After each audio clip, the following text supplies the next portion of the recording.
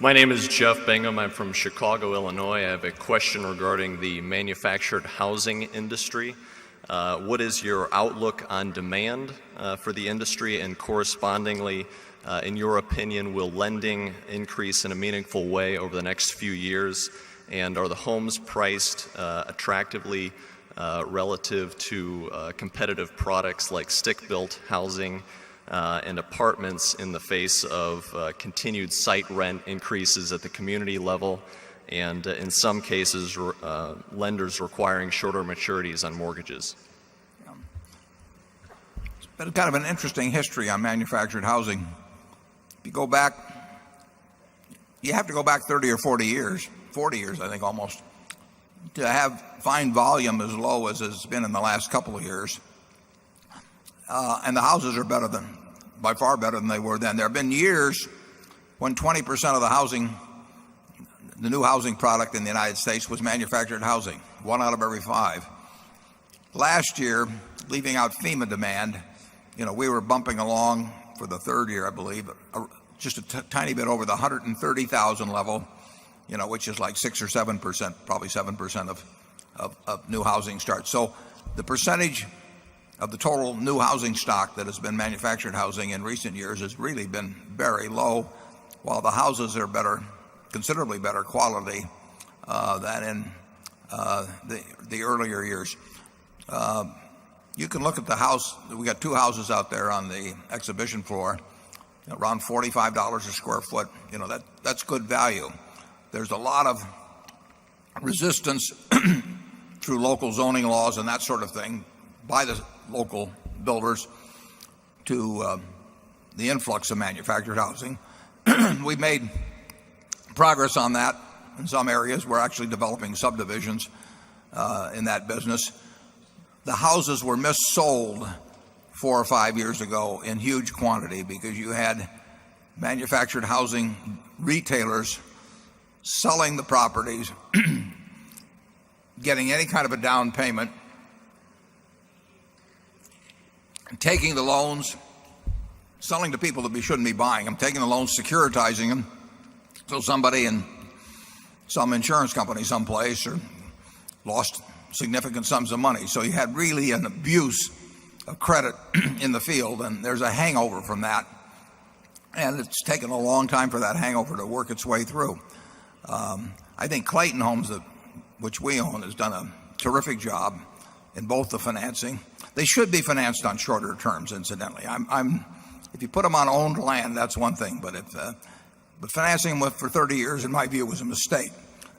But the terms got very lax for a while, and we're bearing the consequences of that now. But I think the market will get bigger, but I do not think it will get bigger this year. I see a year that, counting some FEMA demand and some hurricane-induced demand, and maybe 150,000 units, 145,000 units. And by industry standards, that's down a lot. Now, the number of plants is down a lot, and the number of retailers are down a lot. Clayton's position is very strong, and their record is so much better than anybody in the industry that you have to look very hard to find number 2. Charlie?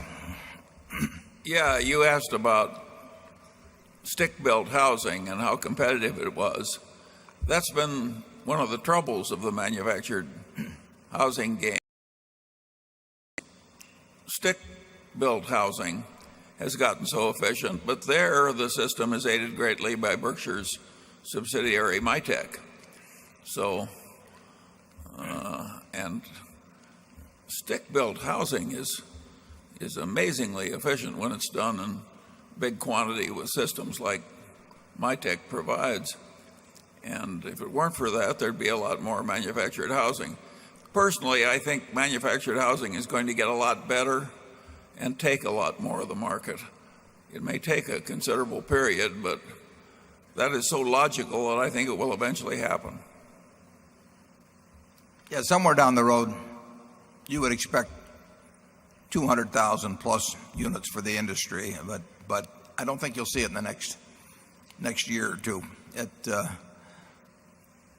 The industry has to think through, and they've made a lot of progress on this, but they have to think through what's the logical way of financing these things, and what's the way to make sure that the person who buys it, really has an asset that's in excess of their of loan value 5 and 10 years down the road. And really very little consideration was given to that 5 years ago. It was just a question of put together the paper, sell it in Wall Street, and let somebody else worry about it later on. Clayton did a way better job than other companies in that respect, but those were the industry conditions that existed then. I think Clayton could easily be the largest home builder in the United States in future years, because that we will be a big part of an industry that, as Charlie says, should be doing more volume.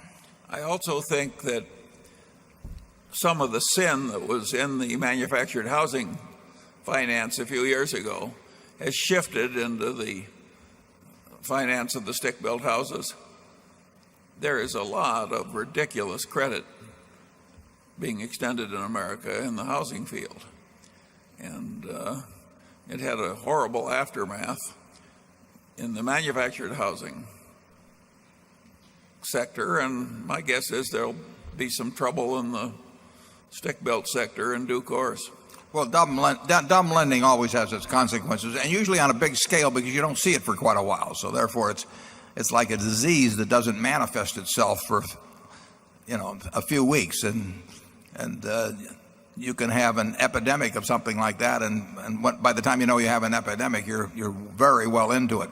Well, that's what happens in dumb financing, and you had that.